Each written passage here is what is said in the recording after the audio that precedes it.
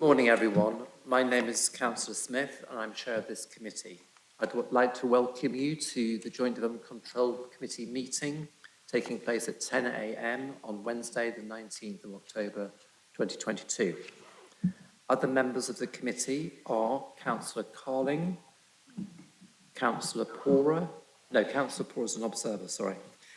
Councillor Bradman, Councillor Kane, Councillor Hawkins, Councillor Stobart. Jenny Goldthorpe-Wood is present, as is Councillor Page-Croft. So Carling. For the purposes of this meeting, Councillor Pora is observing by Teams and cannot vote. Just to be clarified at that point. And the same applies to Councillor Thornborough as well. So that's just for clarification about, so we are quorate and only the people in the Guildhall can vote on matters. I've received apologies from Councillor Richard Williams and Councillor Scott. Councillor Paul and Councillor Thornborough are not present in the chamber. Are there any other people? Okay, thank you.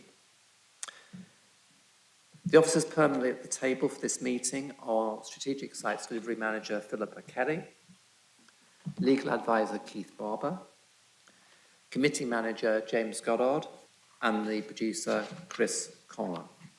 And now I've got a few housekeeping matters. Copies of the agenda can be found on the City Council's website under committee meetings, minutes and agendas. Please try and refer to page and paragraph numbers within the agenda if you're referring to a specific paragraph or plan. Please ensure you have switched off or silenced any other devices you have so that they will not interrupt proceedings. When you're invited to address the meeting, please make sure your microphone is switched on. When you finish addressing the meeting, please turn your microphone off immediately. Speak slowly and clearly, and please do not talk or interrupt anyone. There will be a lunch break after 2 developer presentations, so no need for a lunch monitor today. Please can those present in the council chamber note, everything on your desk, including your laptop screen, may be broadcast at some point. The camera follows the microphone being switched on, so councillors and officers are requested to wait a couple of seconds before speaking to allow the camera to catch up. Please raise your hand if you wish to speak. Please can those participating in the meeting via Teams indicate that you wish to speak via the chat column or raised hand option. Please do not use the chat column for any other purpose. The meeting chat is neither confidential nor private and can be subject to a FOI GDPR request. Make sure that your device is fully charged and you switch your microphone off unless you're invited to speak. Please can meeting participants keep their microphone and cameras turned off until we come to the developer briefing that you will be speaking at. There are no planning applications being presented to committee today. The process for each pre-application developer briefing will be as follows. The developer team will present the proposals, a presentation of no more than 20 minutes. At the end of the developer presentation, there will be up to 25 minutes for members to ask questions about the scheme as presented. Moving on to agenda item 2. Please could councillors advise if they have any declarations of interests and also identify which report their declaration relates to. Councillor Carling. Thank you. I have an interest in both of the applications coming in this afternoon, so I'll leave the committee at lunchtime today. Thank you, Councillor Carling. Agenda item, Councillor Stobart. Probably relevant to all of the presentations, but I'm a member of the Cambridge Cycling Campaign. I think we'll take it as read in future about that and with Councillor Bajan too when he's present at these meetings. Councillor Bajan. Hello. I think it's probably unnecessary, but for item 5, our pre-app developer briefing, I am the district and county councillor for the neighbouring ward of Waterbeach, which abuts the area of this application. Come to this matter afresh. In a similar manner, I am a local member for the same applications for part of the site. I think it adjoins the site of Islington Impington Ward. So, agenda item 3, the minutes of the meeting of the 22nd of June 2022 and 17th of August 2022 have been submitted to this meeting for approval.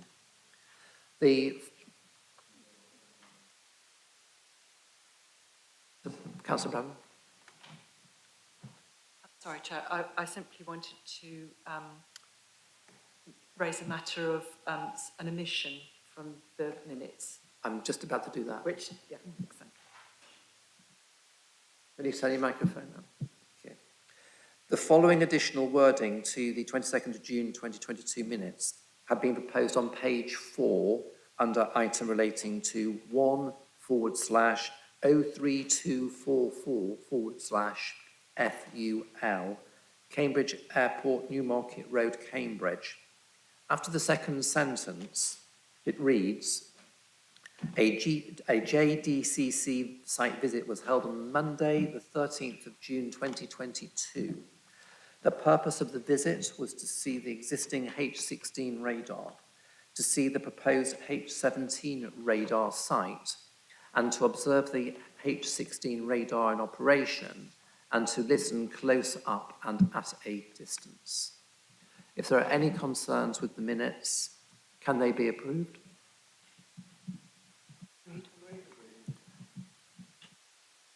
Thank you.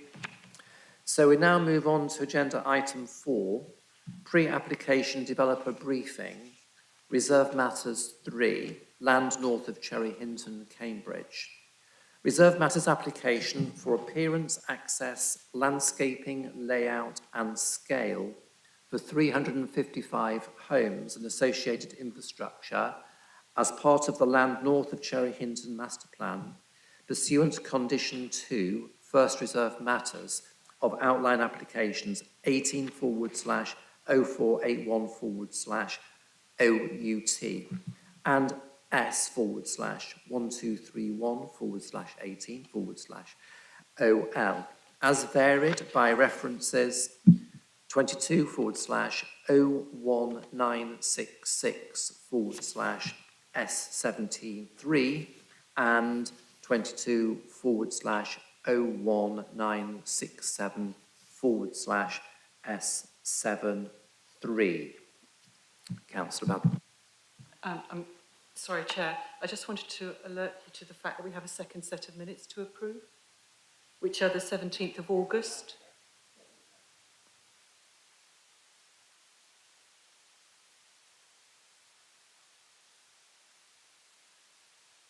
They weren't in front of me. Thank you, Councillor Badman. Can we just consider the minutes of the 17th of August? If members have got them in front of them. The matters discussed were lots S1 and 2, North West Cambridge Development, Eddington.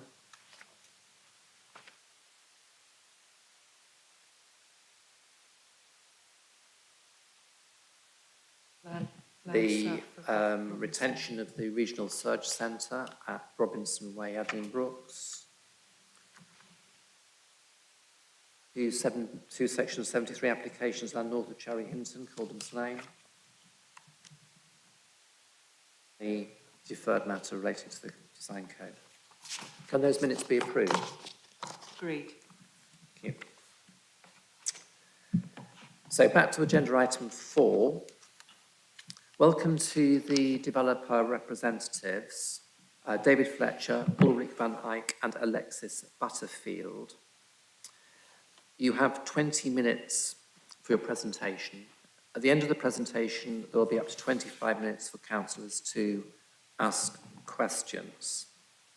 So if you'd just like to introduce yourselves, your roles and proceed with your presentation. Thank you very much. So I'm David Fletcher, I'm planning consultant from Stratton Parker, and we're acting on behalf of Bellway Latimer LLP.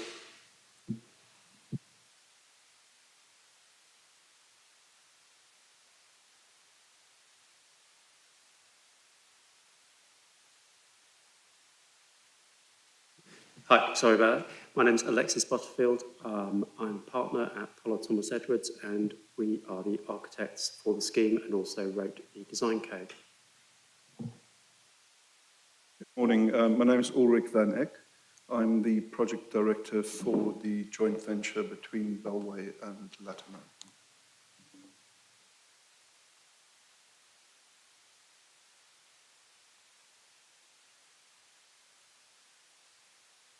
So I'll just give a very brief introduction, and then I'll hand over to Alexis, who's going to do the majority of the presentation. Firstly, to say we're very happy to have the opportunity to be here today. The purpose of our presentation is to provide an overview in relation to our first phase residential reserve matters application on the scheme. Alexis, next slide. Just to give a brief overview in terms of where we are today, members will probably recall, I think the last two planning committees, there has been different applications that have come and been approved by members, which was the Section 73 application in August 2022, followed by the site-wide design code last month. In addition, we've currently got current reserve matters applications in with the Greater Cambridgeshire Planning Service, which relate to a Phase 1 infrastructure application and a sales and marketing arena application. We're also progressing with a number of work streams around discharge of relevant planning conditions and on-site work to deal with the discharge and conditions around particularly archaeology and the diversion of a gas main within the site. Next slide.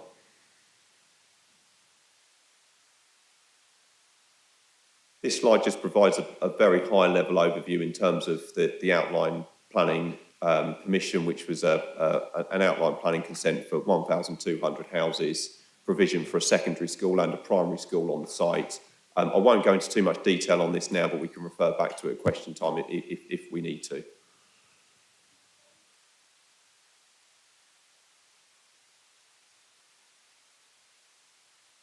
Well, we'll go while the going's good. So, yes, and what we've done in that period, really, that David was just outlining, is we've undertaken a number of kind of really sort of key moves, and all of those are captured in the Section 73 update that we took to you a while back. Essentially, we worked on the parameter plans to improve the particularly local centre design and create more green. Also raised all of the design standards for all of the homes to 72% over Part L. We did a small amount of work around a bit of flexibility just to have some muse homes and coach houses, and we reduced the number of character areas from 6 to 3, and that was all done with the planners. And what all of that resulted in was what we called the Framework Master Plan. This formed the basis for the design code, essentially creating a whole series of small neighbourhoods, each centred around their own kind of neighbourhood park. And then at the heart of the scheme, we've got a market square, village green and primary school all grouped together.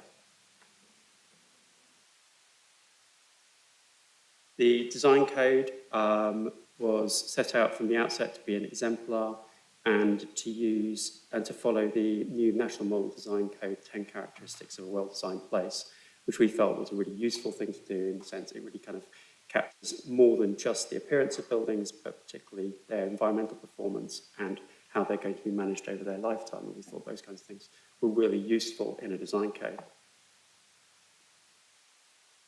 So as we developed those ideas, sort of split our design code into two broad themes, one of living infrastructure and one of living communities. The living infrastructure component is perhaps the most important component of the whole code in that it brings together nature, movement, public space and the careful use of resources together in one place. And we think it's really important that these things are considered carefully together. In doing that, the code creates a series of diagrams such as this. For instance, thinking about pedestrian priority design, but not just thinking about things like footpaths, but thinking about how buildings form markers, wayfinders, how social activities can be incorporated into those routes, and how we can create a low-speed traffic environment throughout. These themes have been sort of continued through into the proposals we're going to show you today. The design code also set out the basis for the place strategy, and that runs right through the entire kind of landscape proposals and street design proposals of the scheme. We're currently developing up the detailed play strategy as part of the discharge of conditions. But essentially, the important thing here is that there's play on the way, in the street, and adjacent to the streets, as well as kind of more neighbourhood play, as well, and also larger destination areas of play.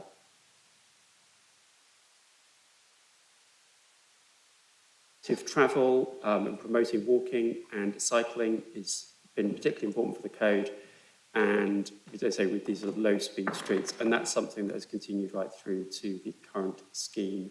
As I say, the low-speed environment has really helped us to think about highway design in a creative way. A key aspect of that is how we deal with car storage, so that the cars are catered for but don't impinge on the quality of the environment and aren't promoted over more active uses. So, for instance, the design code created things like mews areas for car storage, as well as small parking squares, and for flat blocks, sort of hid the cars away so that they weren't dominant in the landscape. All of those things have continued through to the detailed design I'll take you through in a moment.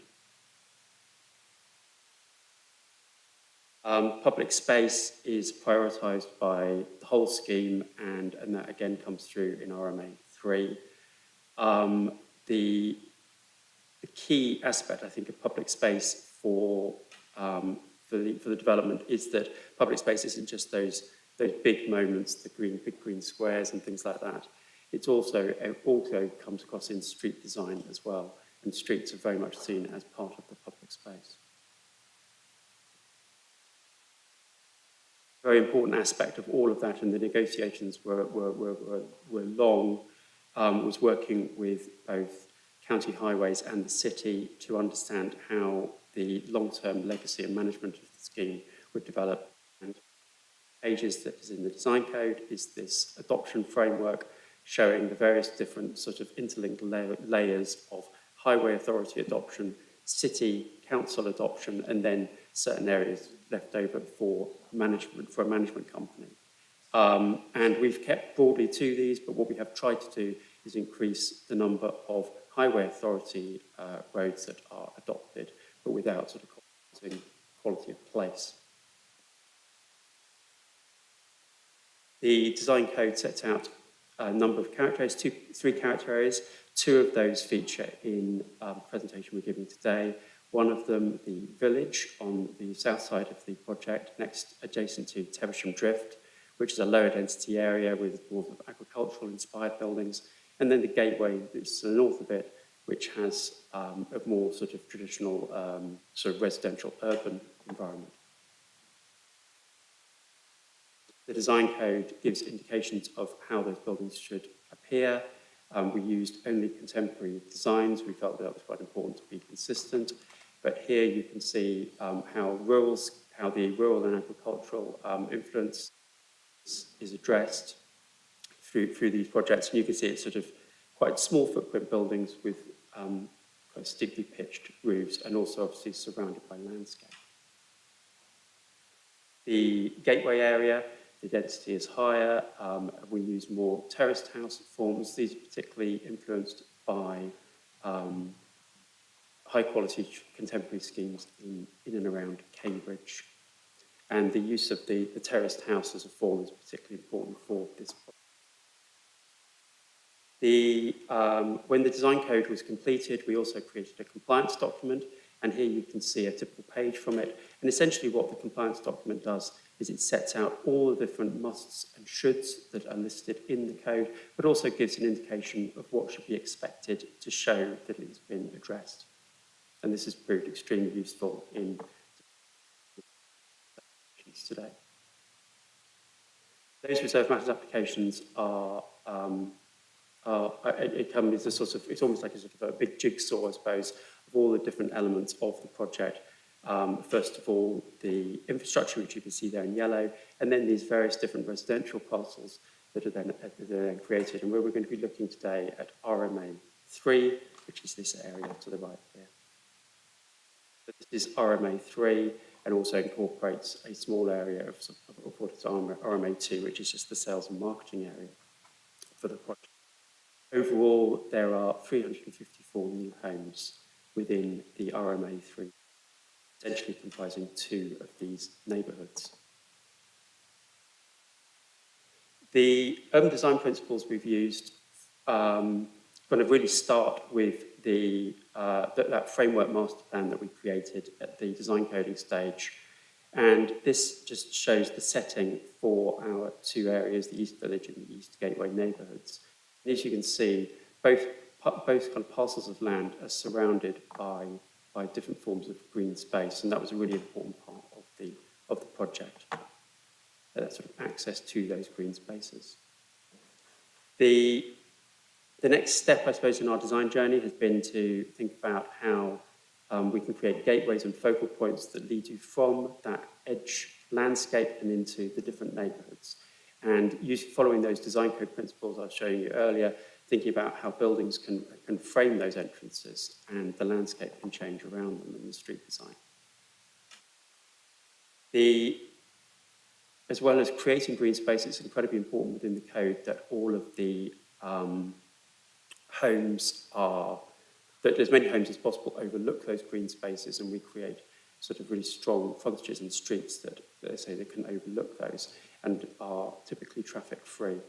In this case, you can see in the gateway area to the north here how that edge, that sort of living edge, is created. Then that same principle is followed to the south side of it, the East Village side, where the density slightly reduces. There are a smaller number of flats and more detached and semi-detached houses, but the same principles apply. And then finally, within those areas, we create new green squares and small street networks of streets. The emerging master plan that's come out of that is shown here.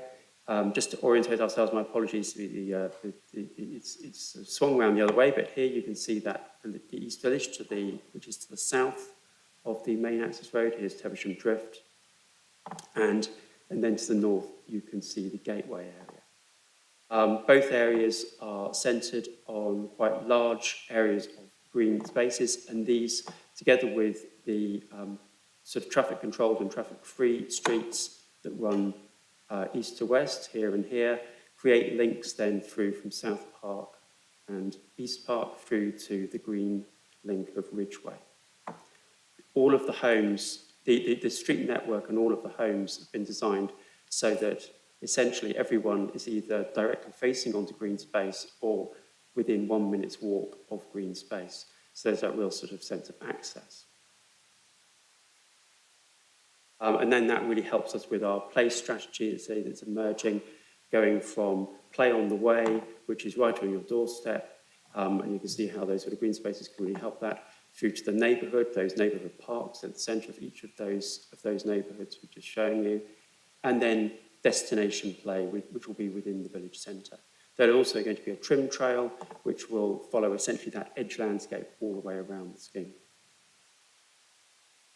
The public art strategy is being designed to work alongside both play and design for the natural environment, and we're going to be appointing artists who are going to be working, let's say, with both those teams to create a really sort of special identity for the development.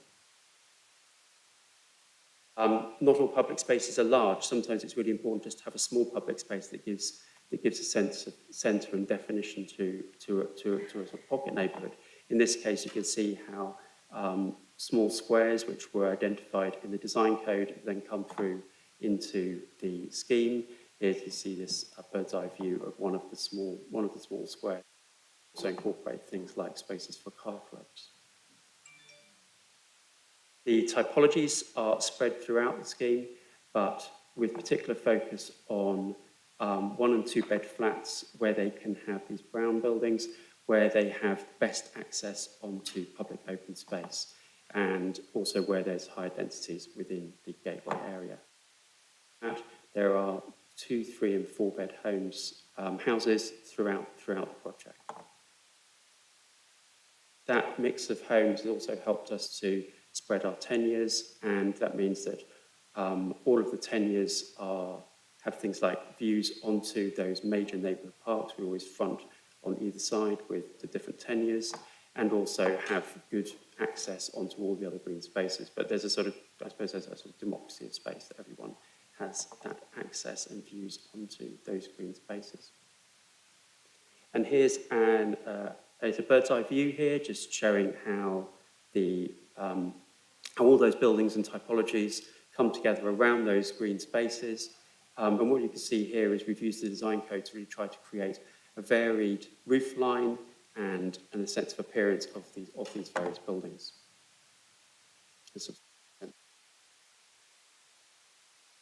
Cycle parking has been a particular focus for us, both at the coding stage and now at the detailed design stage. Following the design code principles, every home has a secure stand or store located directly at the entrance to their home. Bike parking is always more convenient than car parking, and the cycle parking enclosures are obviously secure and lockable.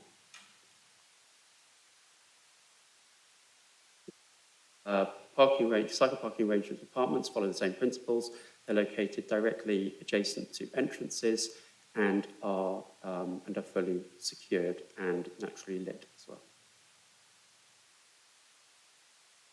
The cycle parking is being developed with the officers in really quite kind of forensic detail, making sure that all of the cycle parking works on a plot-by-plot basis, and this just shows the emerging diagrams that will be forming part of the application, identifying all the different types of and side cycle storage. Another key aspect of the design code and principles generally is sustainable design, as well as the key things about walkable neighbourhoods and urban greening we were talking about earlier on.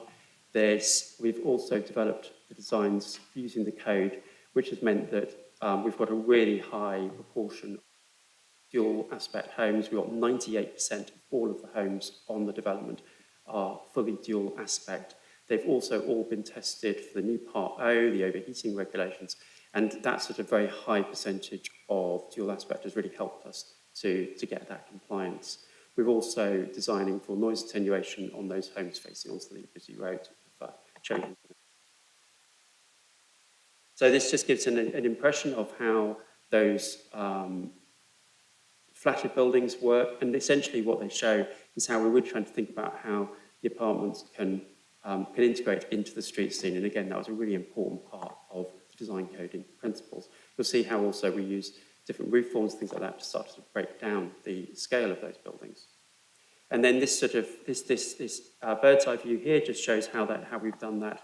So you can actually see that this is one sort of notional flat block, as it were, but actually doesn't appear like that at all, with it separated into small individual buildings that sort of cluster together. They also cluster together with new houses as well to create a single urban group. Then just to show how plans of typical apartment buildings work and how they achieve that, and you can see here how we've got very shallow depth of block plan, which means we're getting light from all sides. Houses have been similarly designed to make sure that they are all aspect, and also have a real kind of range of homes as well. A key aspect of that has been thinking again about how we can use designed to move to more sustainable approaches, particularly things like terraced houses, which are obviously more efficient in terms of their land, but also create a more sort of efficient thermal envelope for the building as well. Integration of services, we've ensured that as we've said before, there's no individual gas boilers, and essentially it's air source heat pumps for all homes. We've also worked with our engineers to develop a sort of heat source cylinders for the smaller flats to make sure we don't have things like sort of ugly fans on the front of buildings. How long have you got? I've almost done, my apologies. Okay. The house groupings is again a typical example of a muse and terraced house grouping, and just to quickly take you through the house typologies, we've got corner homes, which sort of look both ways and really sort of address corners. That's a particularly important part of the design code. And then this is a typical muse house, just showing how we've got a large upper floor roof terrace, as well as, in this case, a small ground floor study room. Terraced houses are a very important part of the scheme. This shows a typical terraced house arrangement, here showing ground floor living and kitchen diner. These can also have flexible designs. I'll show you those in a moment to create other ways of living. And then above, we've got bedrooms. All of these homes have a bay window as well. And then what we've done is we've made, in terms of externally, all of these terraced homes actually have different roof designs, so we can create a varied sort of roofscape and silhouette for the project.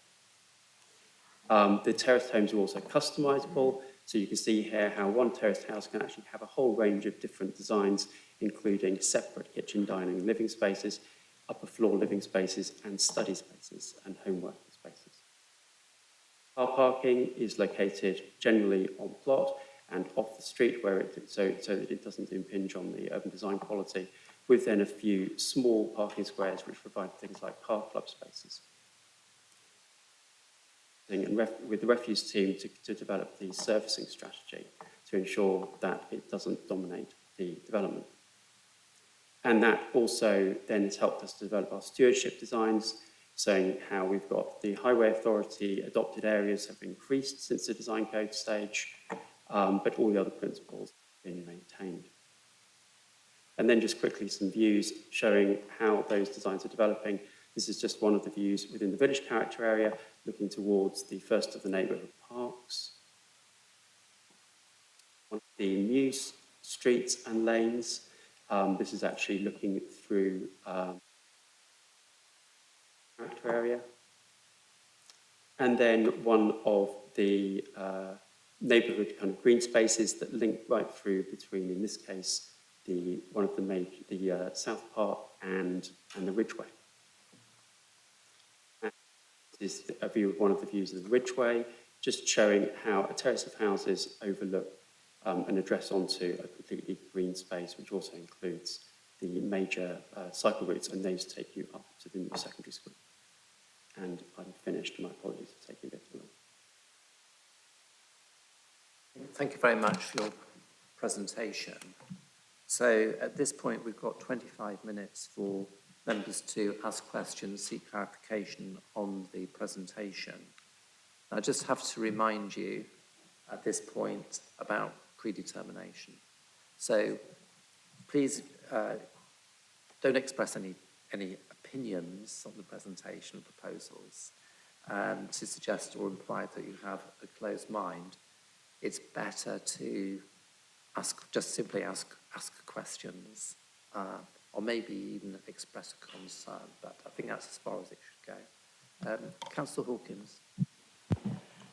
Thank you very much, Chair, and thank you for your presentation. A very simple question, really. When it comes to the outside play spaces and stuff like that, have you actually had any input from young people who will be using it potentially? Did it come about, the design that you've come up with?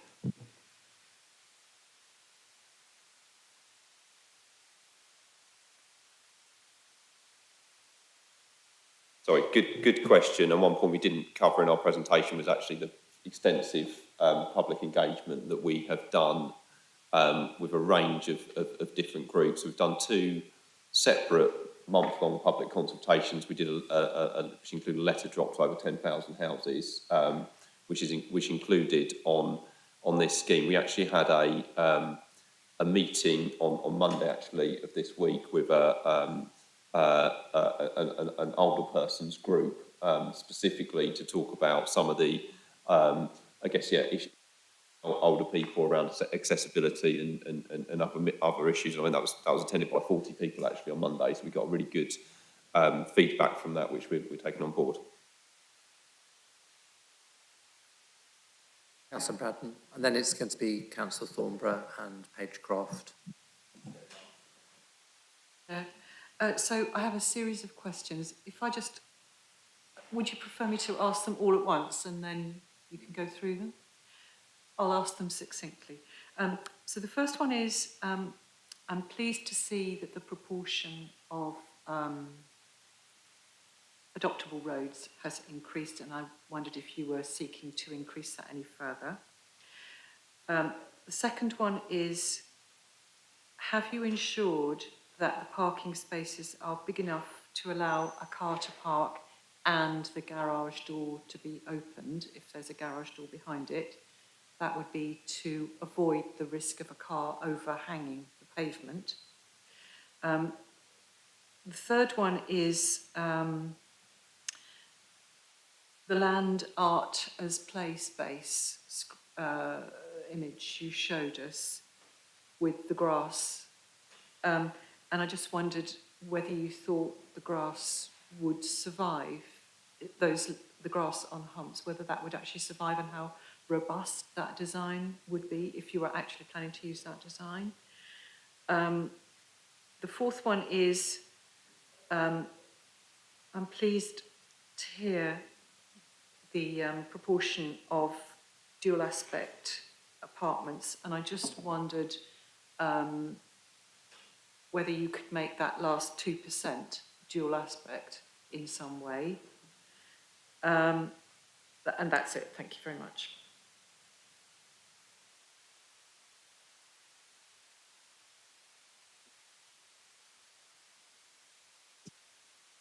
To that, there we go. If I go to the adopted roads diagram, and I'll explain what we're doing. So yes, what we have done is we have actually kind of quite substantially increased it, particularly within you see here on the left-hand side of the diagram, the village area, where we've extended essentially away from the loop, as it were, and created another loop to on the edge of South Park, and then also on the square to the north. We have worked very closely with highways, as you can imagine, all the way through the process. It's quite tricky. It's not an easy thing. Essentially, what we've managed to do is get everything adopted that they're prepared to adopt. There are certain things like not adopting, which we've learned through the process actually, of highways not adopting where they only lead to flat blocks. So we're obviously sort of limited by just the basics of access. So there's certain things where we weren't able to quite extend it as far as we'd like to have, but we think we've probably maximised the amount of adoption that we can do in the design. There are some benefits of not adopting everything as well, in terms of being able to create slightly greener streets and things like that, and more and so it's not all bad news, but we understand that it's getting that balance right.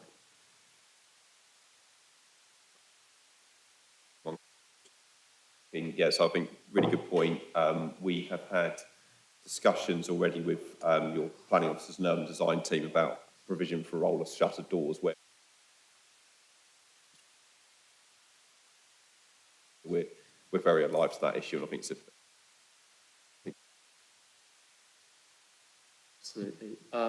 So we are working with a number of teams within our, sort of creative teams within our group, to design the art, landscape and play strategies. Essentially, by working together, we've got with the artists, and they've done something. the Art Council we're working with them in terms of appointing an artist who've got experience of working in that way and creating that kind of environment. They're also then working closely with our consultants, McGregor Coxall, who developed the design code with us, so that there's a sort of realistic kind of integrated approach. Finally, we're also working with the city to make sure that the management regime can work for those play spaces as well. Essentially, we kind of appreciate that it all needs to come together. The first step is to get the strategy right, of course, because what we don't want is just an equipment-based approach, essentially. But it is, we're still at that sort of, that stage of getting that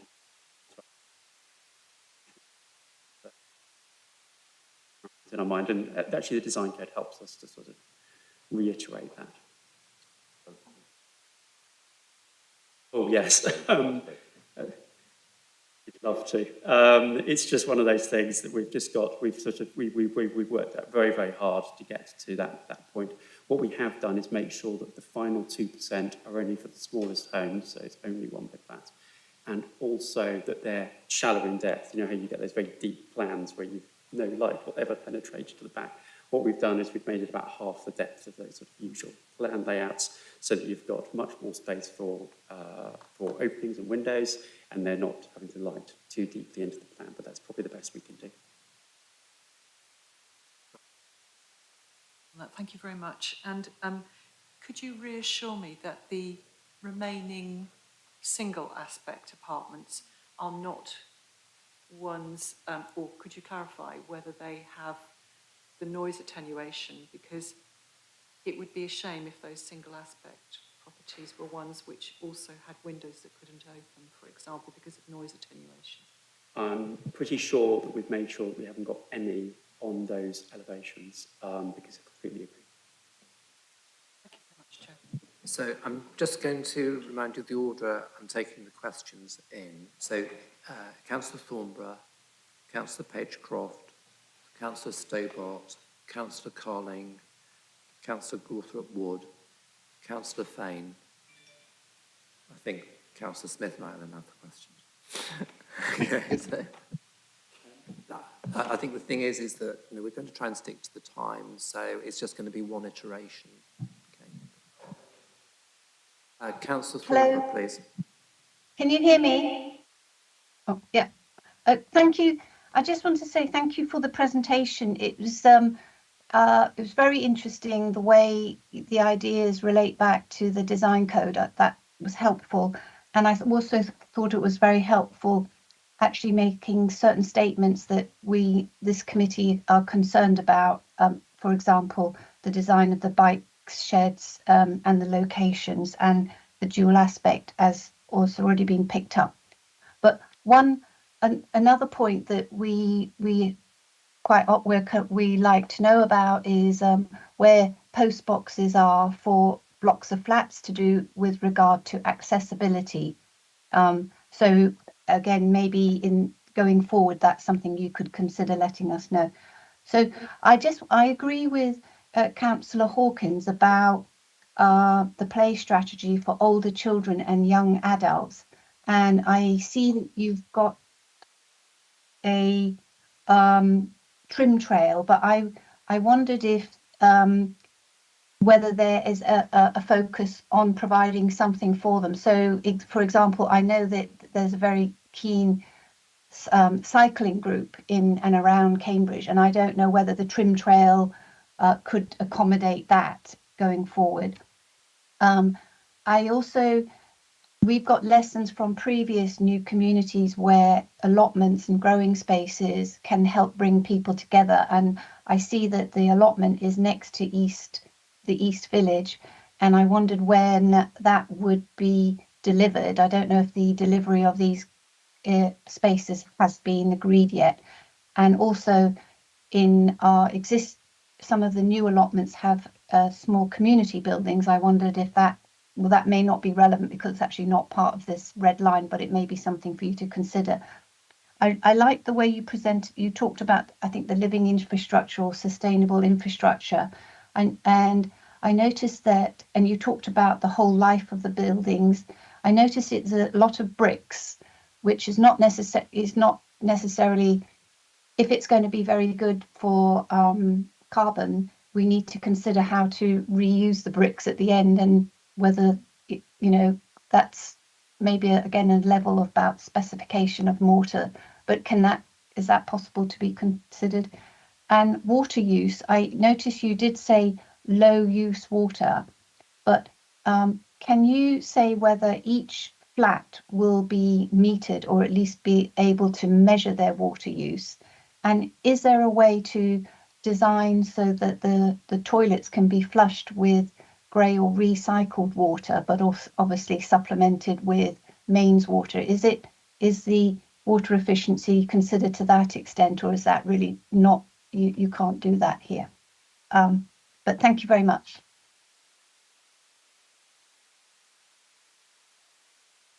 Can you proceed as quickly as you can through those? Yeah. Yeah, sure. Yeah. So yeah, very, very quickly. Thanks for the feedback. That's really helpful. So just quickly on the allotments. Yeah, that is in a later phase of development, but really good to get that feedback now, so we can pick that up as we do move forward with the development. From a water use perspective, yeah, we can confirm we are looking at providing meters for all new dwellings. I think the point about the sort of toilets and sort of water reuse is slightly more detailed than where we're at the moment, but very happy to take that away. Alexis, if you wanted to pick up on the next one, I think the first one was about play for younger and older children. Yeah, absolutely. Yeah, absolutely. So, yes, the play strategy, how we're developing it is that essentially we create this kind of play network that can have, that creates within it play opportunities for all ages, and can be sort of sense checked back to make sure we are actually doing that, rather than over providing for, say, 1 to 5s and not providing for all. And so we're just sort of developing this sort of toolkit essentially to do that. But I do think particularly things like the social aspects of play, we think are particularly important in all of this, and locating them in a good place. And then neighbourhood parks, and particularly the village green, I think will have a role to play there. We also, of course, do have the trim trail, which will give a really great sort of again, this sort of network of quite sort of physical and sort of challenging kind of play opportunities. Bricks was the other one, wasn't it? We're really aware of that sort of difficult circle to square or square to circle of how do you use bricks, which obviously have great longevity, which are a real benefit from a resource perspective, with the fact that, of course, they take an awful lot of resources in their manufacture, and particularly if they're then not reused. Thankfully, there is a sort of cultural change anyway that's happening where people are reusing more materials, which is great to see. We are also looking at ways that we can source bricks that will be less carbon intensive, and that's something we're sort of going forward with Bellway. So, Councillor Page-Croft, please. Thank you, Chair. Thank you for your presentation. The reason you use microphones is because I'm actually deaf. Did I hear anything about EV charging points in your presentation? And all of these, you developers, when you develop these beautiful estates, you don't think that adults want to go out in the evening. There's never a pub or anything like this as a focal point for people to walk to, so they don't have to drive their cars into town to go to a pub. Adults really need to be looked after, as well as the children and the teens. We need to start putting a few more pubs or something like this in these places. Also, is there any chance of solar panels? You've got these beautiful steeped roofs going up, which would catch beautiful sun's rays because they're very high. And was there anything in your parking spaces for bicycles about cargo bikes? Because more people are using cargo bikes now. And is it possible to have a car sharing scheme put in? Thank you. Thank you, very helpful. I'll keep it quick.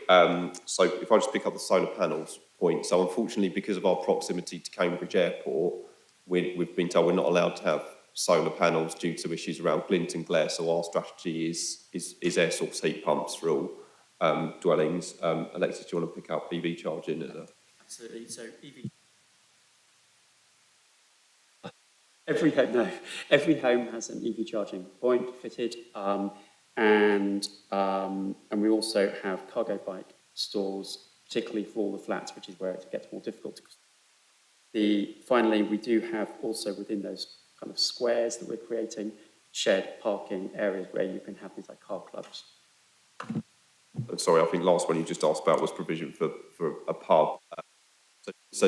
Outside of this phase, but we have got our local centre, which is in the heart of the site, which will be a later phase. We haven't quite got to the stage yet in terms of exactly what uses will come forward in that area, but obviously we'll be doing a lot of market testing around that and you know, take on board your comments, Raz, and when we're at that point.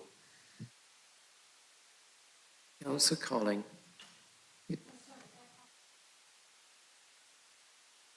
So my apologies, cargo bikes, yeah, we are providing storage capacity for those, particularly, as I said, for the flat blocks, where that's usually where it becomes particularly difficult for those residents. For other houses, it's a bit easier. Councillor Stobart.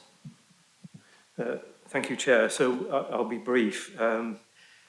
There's a mention of Fabric First, and I know I picked this up last time when we looked at the design code, but I just wanted to ask again, Fabric First, you put it in inverted commas, as if this is a standardised procedure, and I know wrapped up in that is an optimisation process, but how do we pin that down and fully understand its meaning?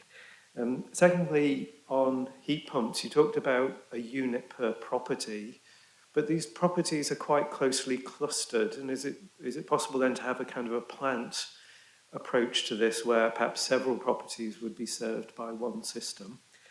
The third, customisable designs. You talked about room layouts. They look very attractive. But how about other things? So if I come along and say, well, I'd like home automation, or I'd like mechanical ventilation heat recovery system fitted, could I do that as well? I think I'll leave it there. Just those three questions, please, Chair.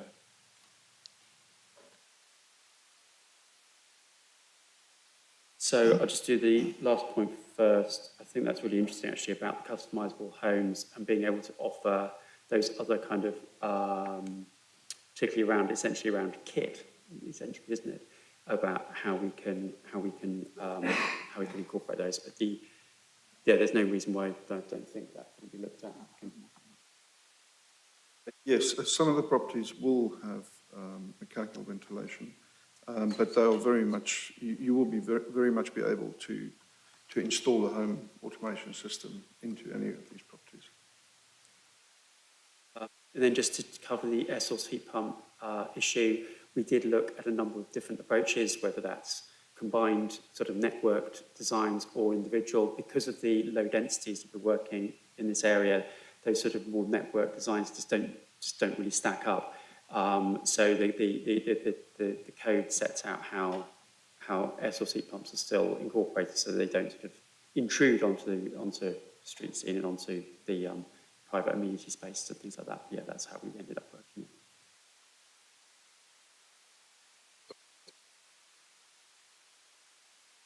Oh, Fabric First. On Fabric First, so the code sets out kind of what's really expected by that, particularly things like simple building forms and trying to create more terraced houses and things like that. All of those things really just fundamentally help. It also just helps us in terms of designing with Bellway to think about how the wall build-ups and things like that work to make sure we're really getting the best out of the construction. Just add on the air source heat pump question. At the outset of the project, we did look at a communal system for the overall scheme, which proved not to be viable. But then when we switched to the individual units per property, there's multiple different types of air source heat pumps. And for a typical detached property, we have your standard type, but where we have more apartments and denser spaces where the noise of the units might affect neighbours, etc. We have looked at it in detail, so there's a variety of different solutions, all being air source heat pumps. Mr. Gawthorpe, please. I wondered what the size of the park areas are, so the south and east park and the neighbourhood park that has a play area in it. And I wondered what you were going to do about tree planting, particularly in the small squares between the houses. So I think that's my one remaining question, I think. Yeah. Oh, and buses. Presumably the adopted roads, if they can take a waste truck and also be part of a bus network. Just to clarify that. Thanks. So in terms of the amount of green space, I'm afraid I don't have those figures direct at hand. I know that we increased the amount of green space from the outline consent to the designs we have now by about 1.5 hectares over the site. So sort of it's a basic uplift.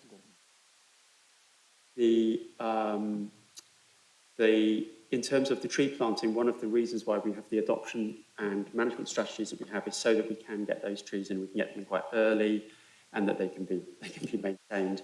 As you'll know, highways don't like to adopt streets with trees, so it's been very important to work with the council with the city, so that those trees can go in and they're maintained.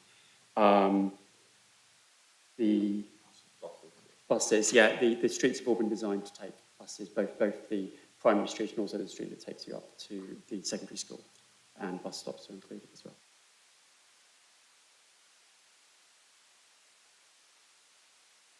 I've got Councillor Fane and then Con. Thank you, Chair. My apologies for having missed the start of your presentation. My question follows on from Councillor Stobart's in relation to the heat pumps. I just wondered how you see you could meet the challenge of cooling flats. I think one thing that may have been discovered this summer is it's not always, through ventilation, is not always sufficient on its own, and whether there is any provision for cooling. And secondly, and forgive me if I missed this earlier, there are some balconies. I just wonder what scope there is for natural drying of clothes. People are now very wary of putting on electric clothes dryers. So for the cooling, the code sort of anticipated Part O coming forward, obviously, and dual aspect is actually quite a sort of key part of that strategy in terms of getting that through ventilation, although yeah, not a panacea on its own. All of the elevations have been designed to and tested against Part O essentially and passed, which is great. Key things about that aren't just about making smaller windows. We've tried to avoid that unless it's so appropriate. It's also about things like shading, and I think one of the things that's going to really help us in all of this, which doesn't appear in models, but I think is going to make a big difference, is the amount of tree planting and urban greening that we're pursuing, because essentially it reduces that urban heat island effect, which is something that we all have to sort of bear in mind. As I say, there aren't sort of kind of models that show those benefits as yet. Sorry, was there another aspect to that question? The balconies, yeah. The clothes drying, actually, this is something that came up at one of our consultation events, sort of late on consultation events. And it's a really interesting one because historically we always used to do them and then they fell out of favour quite heavily. And I think there is something in that of trying to bring those back. You could certainly look at things like the employers' requirements for the affordable housing in particular and see where that can be done. The houses obviously makes it very simple. It's more the apartments. An issue of just how that's managed. Councillor Khan. I'm coming back to the question of cycling, really. Cycle stores. I just wasn't mentioned, it's probably self-evident, but I just wanted to ensure that you considered about the provision of electrical access, because there will be electricity supply, because there will be electric bicycles, and no doubt in time electrical scooters, because that doesn't seem possible in this area to stop people using them, even if they're not supposed to. And secondly, linked to that, there's a scheme for hiring electric bikes and scooters, and location. Have you given consideration to the location of where these might be placed? And perhaps in the longer term, actually charge them on site rather than going around collecting them. So we've got a second one first, I think. We've got in the design code, and then we're already starting to obviously think about how this comes forward, is we show an e-bike hub a sort of essentially micro-mobility hub within the new local centre. We want it to be there particularly because obviously it can be managed effectively, which is going to be the principal element of this, which I think you said. We haven't at the moment got fixed charging points for the individual houses with their e-bikes, but obviously each home does have an EV charging point anyway, so hopefully that will be useful.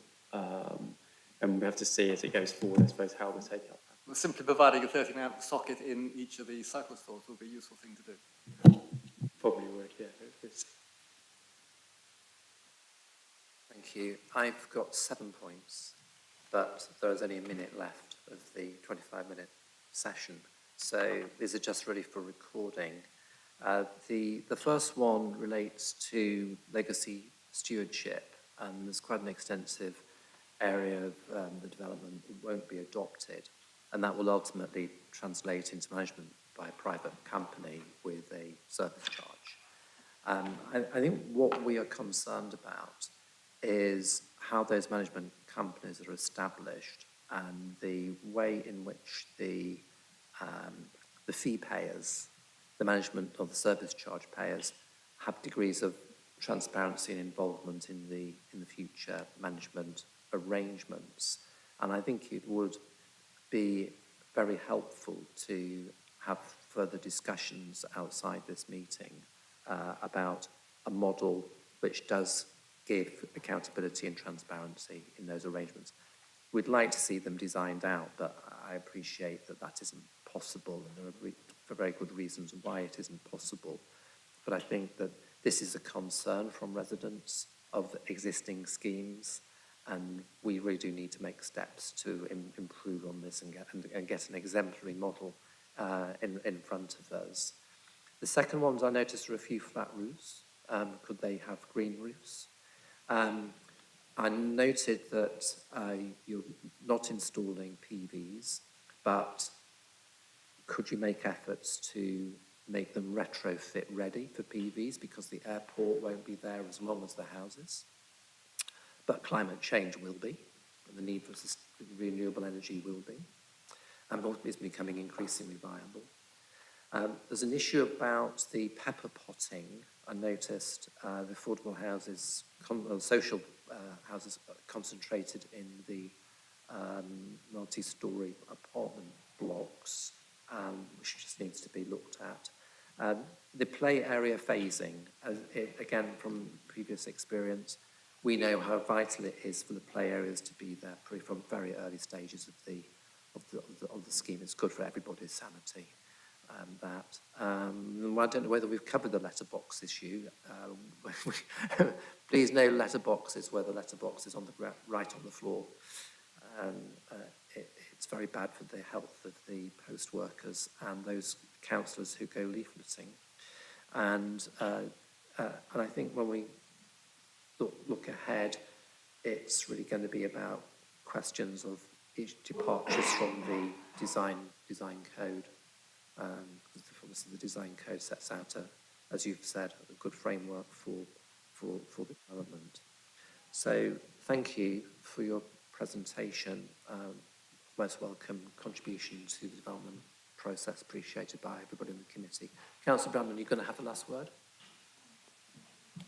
Just one last point, and that is, can we review that advice that was obtained from the airport about solar panels producing glint and glare? Because I know in a previous situation I've been advised that they don't produce glint and glare. There was a previous application near Duxford Airport, which that was under discussion, and they said no, in fact, you know, these panels are designed to absorb light, not reflect it. So I just wonder if we could look at that, because there's going to be such a lot of roofing there. It would be really useful if we could have solar panels on them. So can that be checked, please? Thank you.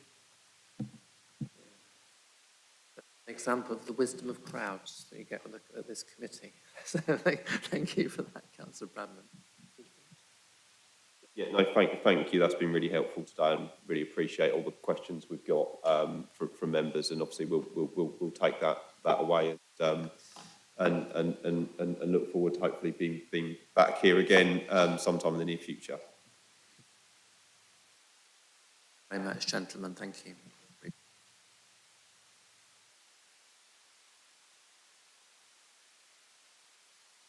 People just like to stretch their legs for a couple of minutes.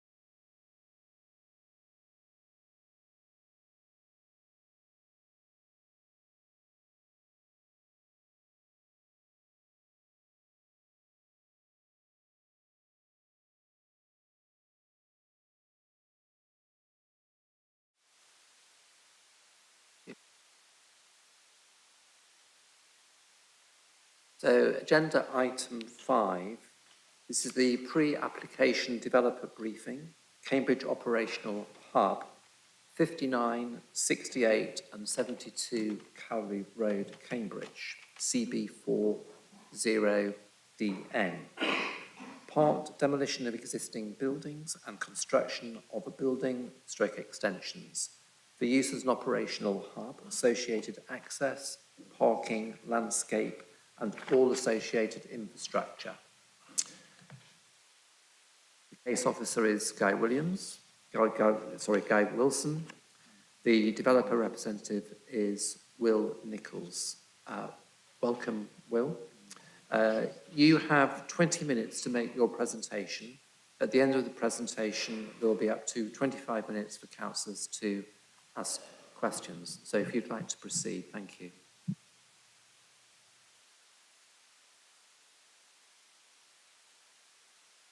I'll just set up the presentation now and share my screen.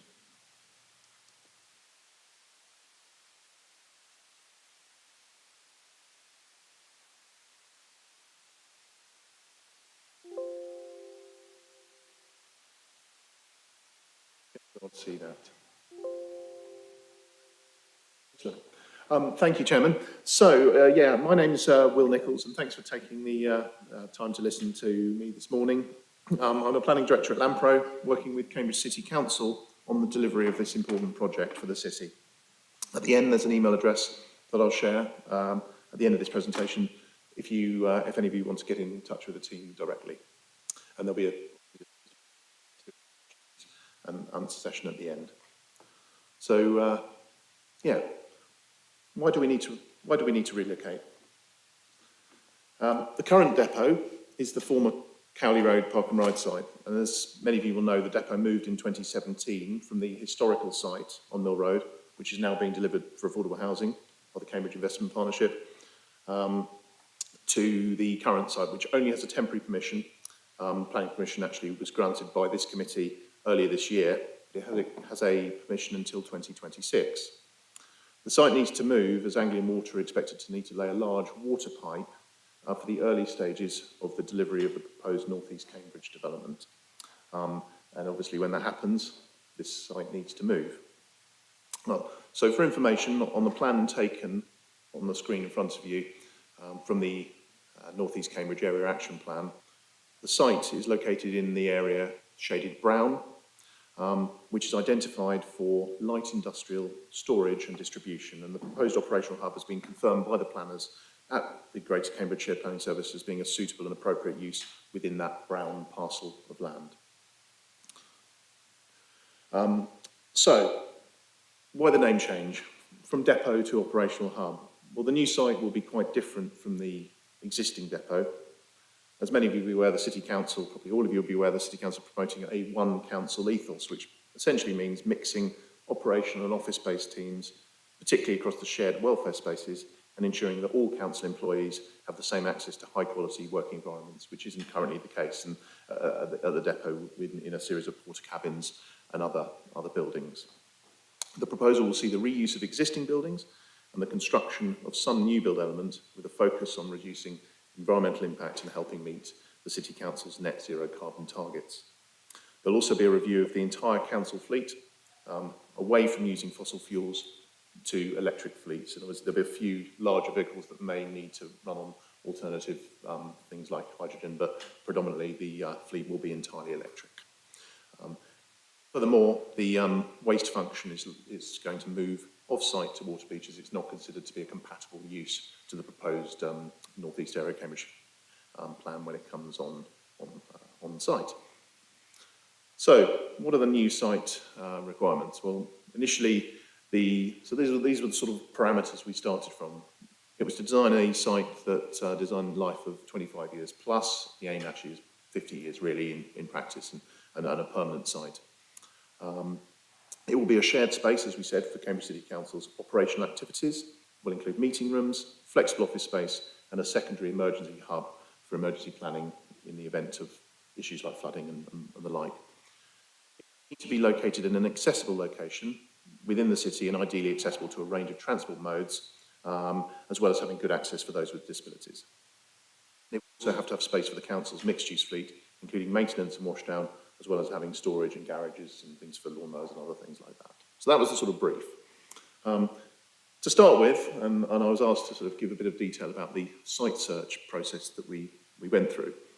Over the past 15 months, after which we were appointed, considerable work has been undertaken by James Elms, the council's head of commercial, and his team. And we've been involved in that process. This started with an intensive site selection process. Most critically, is the site available within the timescales required? Because we have a timescale where we need to get off the current site. Are there any known or anticipated constraints? Any planning challenges? And fundamentally, can the site deliver a path to net zero carbon operation, including grid capacity with electricity? So the site search started off looking at dozens and dozens of sites. We looked at sort of 3 key areas. We looked beyond the green belt, but there was too many downsides with that. Negative impact on service provision, too far away from the city. City Council doesn't own the land and would result in significant increases in vehicle kilometres and time penalties. So that was dismissed. We then looked at the green belt. We had some initial discussions with planners. Again, very difficult to justify in planning terms. Most of the green belts within South Cambridgeshire district, and we just felt that the planning risks were simply too great given the timescales and also the land quite costly. So we then looked at sites within the city. We looked at lease length, and we looked at a number of sites around the city, most notably the MOD site at Collins Lane, to Territorial Army near Sainsbury's. And we also looked at the Anderson site, which is being brought forward. Lane. Reasons for rejecting these sites or not carrying them forward were with the MOD site, the lease length was unsuitable. You can only really get it for about 10 years. Wasn't suitable. And Anderson's, the costs were just so prohibitively expensive given land values in the city. So we then started to look at what the City Council owned and looked around the city, bearing in mind lease length, deliverability, planning policies, all of these factors, and location within the city. And we did look at a lot of sites, but ultimately we felt that in terms of sort of location, being on the northeastern side of the city was preferable, and being in an accessible location close to public transport and potentially alternative modes. So this map in front of you just sort of gives a sort of high-level view of Cambridge, the black boundary line, which you can see, some of the things are a bit small, I appreciate. The black boundary is the City Council boundary, and as you can see, the application site is just within that boundary, but very close to the parish of Milton, and also the ward of Waterbridge, which I think one of the members spoke about earlier. This site ticks a lot of boxes. It's obviously an area of change. It's a very sustainable location. We think it's probably the second most accessible and sustainable location in the city after the sort of area around the Central Railway Station, which clearly wouldn't be appropriate for such a use. And we've got a range of transport options here. So drilling down a little bit more, you can see the context of the site in a little bit more detail. The site is sort of in the middle. I appreciate it's a little bit small for people to see, but it's basically in the middle of the site in red. See some of the transport opportunities, which I will go on to in a bit more detail later. So looking at the site in a little bit more detail, these are the Cowley Road enterprise plots, and you can see the sort of location where it is. It's quite sort of low-rise, sort of industrial. The Stagecoach bus depot just to the east on the site, and obviously the balancing ponds for the sewage treatment works on the west of the site. Currently on the site there's a showroom, which is the sort of white building in the sort of centre. Most of the cars there are for sale rather than people driving to work unsustainably. And at the sort of northern end, you've also got a garage with a sort of red pitched roof, which is an operational garage at the moment. And then there's a series of sort of storage units as well, which you can see with sort of blue coloured roof. You'll note very little ecology, biodiversity. It's very much a sort of blank site. So just to sort of take you down to sort of the next stage, so the Sighton, just a bit of background about it. The Sighton roadway are owned by the council, so that part of Cowley Road that runs north-south is owned by the City Council, so it's not adopted highway, just for information. And we understand that there's the current siting, combination of the different bits of site, currently give the City Council an income of about £150,000 per year, and a book value of the site estimated to be about 2.9 million. Now, obviously, with the future development anticipated, that land price could increase, but the City Council does own it, and that's a huge sort of benefit in terms of keeping the costs of this proposal down. As I've said here, the use of the site as an operational hub will see a loss of income stream for the council, but it will remain. So, we've been in, this is a plan of the site. I will say, Chairman, these slides can be circulated afterwards, so if people want to look at them in more detail, they can be. I appreciate there's a lot of detail on there. We have engaged in a series of pre-application discussions with Philippa's team. Guy Wilson has been the lead planning officer. He's on leave today, but he's been very helpful in guiding us through this process. We entered into a planning performance agreement with the City Council, and we've had a series of pre-application discussions looking at various things, including design, transport, ecology, drainage. This plan that you have in front of you is a sort of the latest evolution. It may evolve slightly over the coming weeks before we submit the application, but if I can just sort of draw your attention to some of the elements on it. You can see, and just to get your bearing, so north is effectively to the right of the picture. So basically, the top of the screen is to the west, the north point, which probably should be a north point on there, but it is to the right of the picture. And Cambridge North Station is about a kilometre sort of off the bottom left of the screen. So the right-hand part of the grey building, and there's potentially envisage some solar panels on top of that, is the existing building. Another building to the right has been sort of removed, and then there's a new build element on the left-hand side. The car parking spaces across the site are all slightly, you can see different colours, and they're all slightly different sizes to accommodate slightly different sizes of vehicle that the City Council or sort of various operational services have. The MOT garage there on the right. Cycling, we've engaged with CamCycle as well, and they suggested some changes which we've made, a dedicated cycle access into the,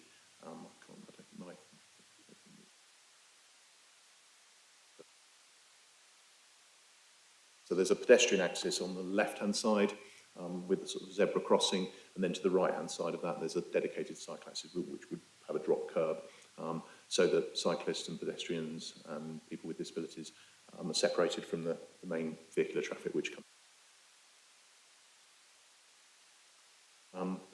And as I say, we've engaged quite closely with CamCycle, all the significant cycle number places which have been designed with Sheffield standards and best practice. There's quite a lot of landscaping, as you can see, and on the western boundary at the top of the screen there's various bits of drainage, and that's quite a important sort of drain with tree surveys on bats and other water sort of species like water voles and as well.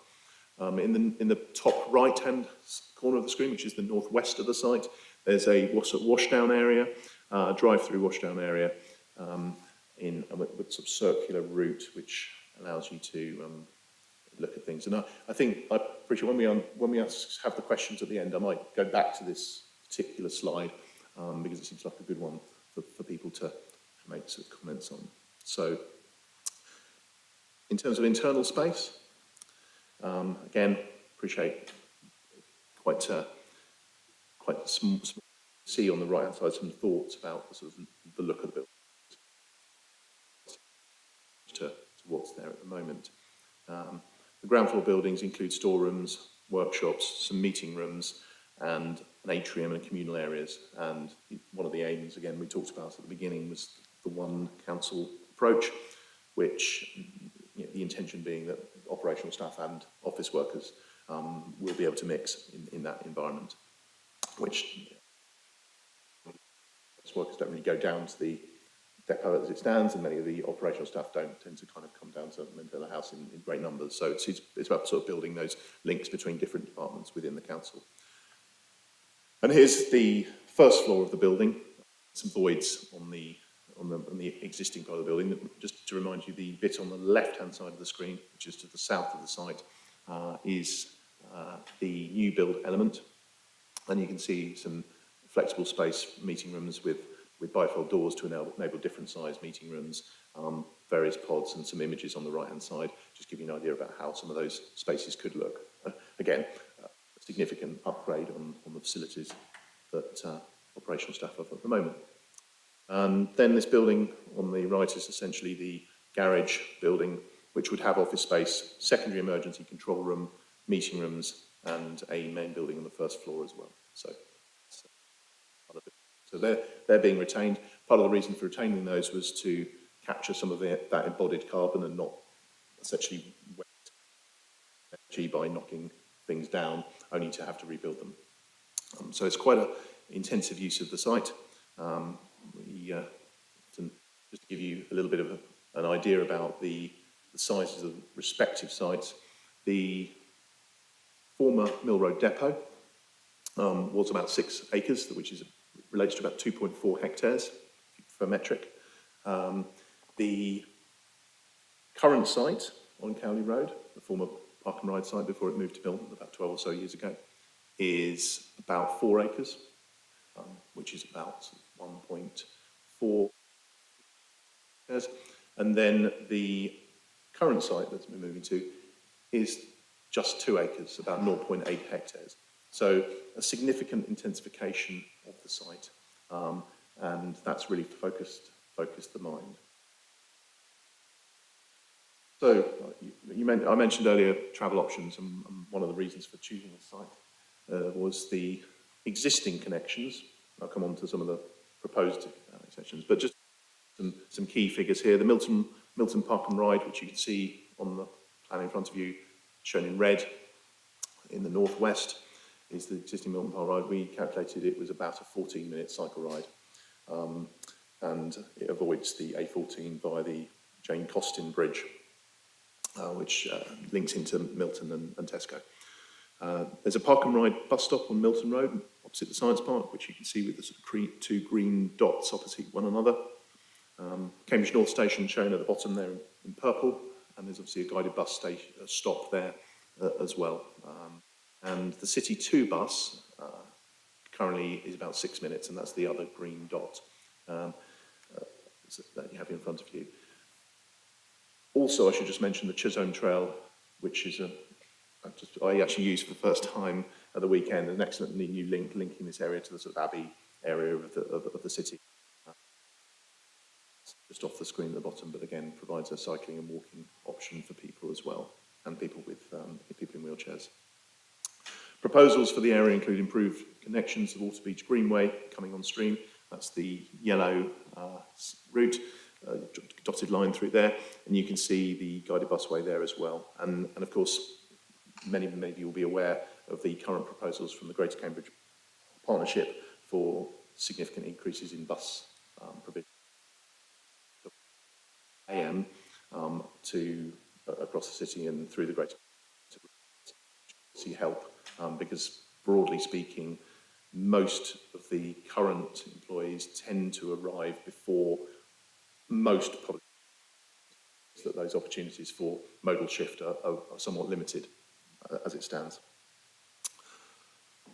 Vehicle access to the hub.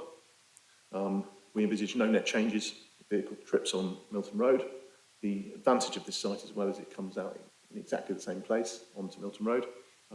Some of the waste are moving up to Water Beach, so there might actually be a slight reduction in vehicle trips relative to the existing situation. And obviously, the other thing that could be a huge benefit by sort of encouraging some of these modal shift opportunities, an opportunity for staff to use alternative modes to access the new site.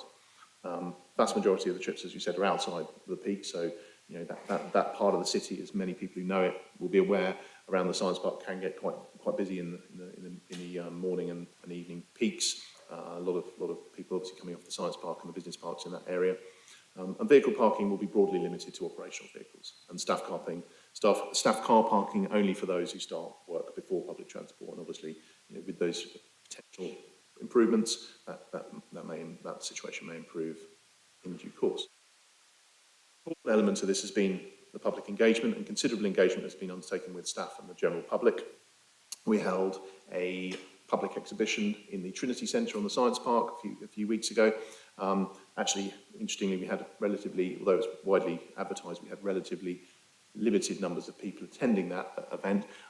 I think what that shows is that this proposal probably is that controversial in terms of how the public see it, and also I think the fact that we calculated that the closest residential properties, which are at the sort of end of Fen Road, just to the east of Cambridge North Station, are about 800 metres from the site, and they're probably the closest to the site. So there's not, obviously that will change when the North East Cambridge Area Action Plan comes on stream, but at the moment there aren't that many residential properties within a did get considerable engagement was with current employees, staff and site users. We've met with trade union representatives, we've had councillor briefings, which James Elms and Sarah Toval, who's here today, have attended. And as I said before, we've engaged with the Shared Planning Service in that planning performance agreement. And those pre-application discussions are ongoing, and we've been taking on board comments from highways, other council and areas of expertise. The design actions that have arisen from that, we've looked again. So, as I say, this is an evolving process. We've engaged with people, and actually we've had some good feedback from members of staff, and also obviously feedback from Guy Wilson, Philippa Kelly and her team.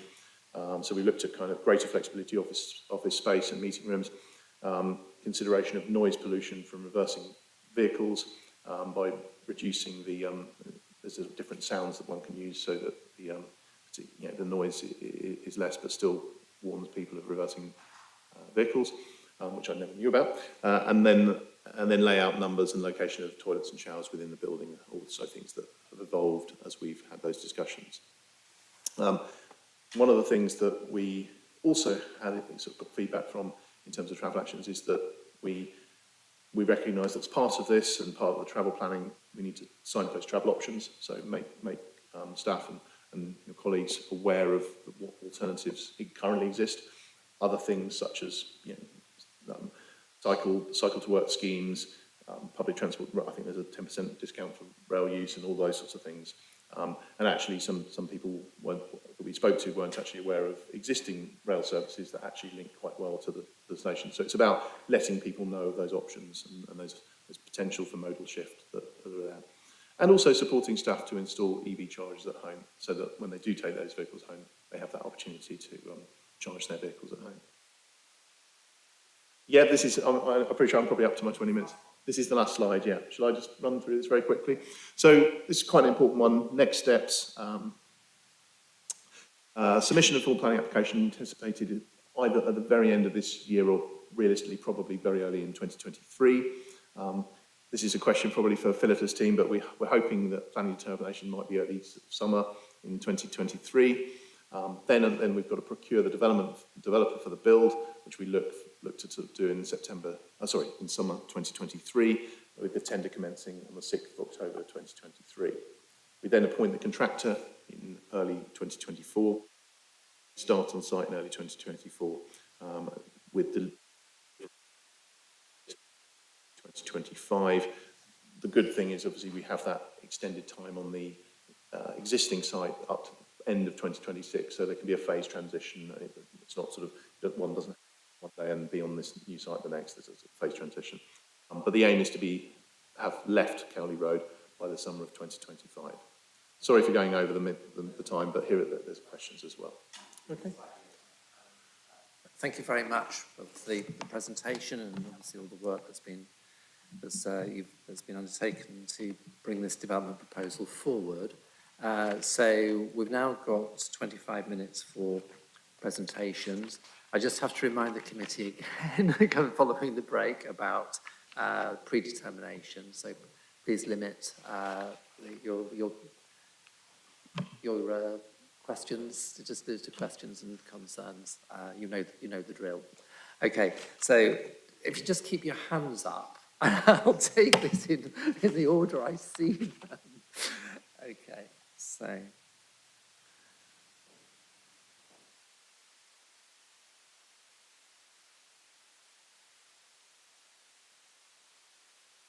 I've got multiple of Jenny's. Anybody, Katie? Chairman, I should probably just say as well that we also have James Elms on the on here, who is also available to answer questions. He's the chief project sponsor for this. So it's the client. Okay, thank you for that. I'm going to take them in the following order. Councillor Bradman, Stobart, Khan, Councillor Pagecroft, Councillor Gorthrop Wood, Councillor Thornborough. Any more bids? Just put your name down, just in case there's a lottery ticket. Thank you, Councillor Hawkins. So, Councillor Bradman, please. Yeah. So I've got a series of questions, but perhaps you could just answer the first one just straight after the first question. So the first is, can you confirm that this is simply to relocate the operations that are currently going on at the depot at Cowley Road to this new location on Cowley Road? Yes, that's correct, with a couple of being waste transfer, which is proposed to move to Waterbeach. Okay, thank you. So what I suppose I was driving at was, that does answer that, but I was also wondering whether any of the staff in the Greater Cambridge Waste Service who are currently based at Waterbeach, whether you would be expecting any of them to come here. I can see you shaking your head. Okay, so second one is travel routes to work. And I just wondered whether you could comment on the likelihood of whether staff would actually park at the Park and Ride and come to this site. I'm very interested in your suggestions of encouraging staff transport to work via public transport. That's very helpful. The second question was, or third really, was could you just clarify a little more about your plans for the operation of the washdown area, and your protections with regard to the 13th, I think it's the 13th public drain that runs along the west of the site. I might have the numbering of that wrong, but the drain, anyway, thank you. Thanks. What I'll probably do is I'll probably deal with the first element with regarding transport, and then I'll probably hand over to Sarah to respond in relation to the washdown facility.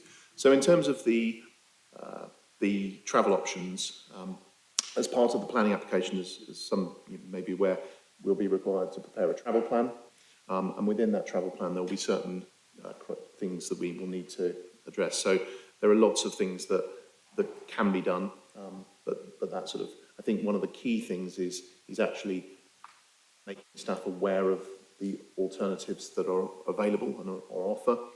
It was notable that even some of the existing opportunities to access the site, some staff weren't aware of, and that's something that it seems like a fairly straightforward, quick win. We also think that there are certain opportunities, as I said, with cycle to work and rail discounts and things that are already in place that probably could do with advertising, so staff are aware of those, and that's something that we can certainly look at. But in terms of encourage, I mean, James may have some other sort of comments, but in terms of encouraging staff, it'll be embedded in that travel plan and very much a sort of focus to ensure that those opportunities, the Milton Park and Ride being a particular one as well. And whether I'd say is that by the time this is on stream, sort of 2025, 2026, we'll be moving closer to some of those intended great that come on stream. James, is there anything you'd like to add to that? Yeah, many thanks. My name's James Elms. I'm Head of Commercial Services at the City Council, and as Will said, I'm the project sponsor and accountable for the delivery of the overall project. Just to cover the question about how do we get people to change from parking on site to parking at the park and ride. We've got a 2-year window now between this point and when we're likely to be opening the site. So we're going to have to work with colleagues to shoehorn them out of their cars and parking at the park and ride, and then cycling or some other sustainable option to get into the city. And we're doing that through a series of engagement processes. So we've already picked up with them en masse. We've got a couple more of those. Then we've got some individual sessions, so one-to-ones where we'll understand what the colleagues' particular challenges are. And then we'll be able to meet with them after that to help them through and describe the opportunities for them to kind of change their behaviour. And then we will have a period, possibly the last year before we move into the site, where we'll be able to embed those changes and help colleagues move into a new mode of getting to work. And then by the time we move on to the site, hopefully, fingers crossed, we should be in the new world.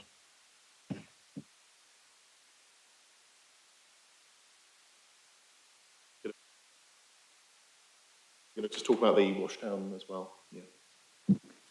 Yeah, so the washdown facility, sort of the detail of that is just being worked through at the minute.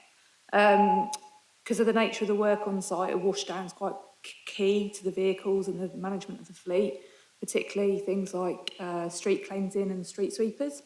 So we're looking at sustainable ways of using grey water, and obviously how that water is then circulated and managed with the first drain. So the actual detail of that is to be confirmed. But it will be as sustainable as possible.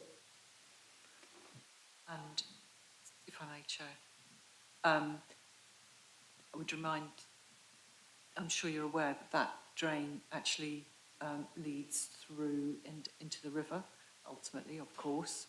And so I'm pleased to hear that you're addressing that carefully. Thank you. Councillor Stobart. Yeah, thank you, Chair. So this is a development by the councils, and you know, some of those pressures that we see in commercial developments, I suppose, are still there because there's got to be a need to deliver value. But I'm wondering, what are the possibilities for this to be an exemplar development? So to try something or to push the boundary on something. I mean, we talked about grey water.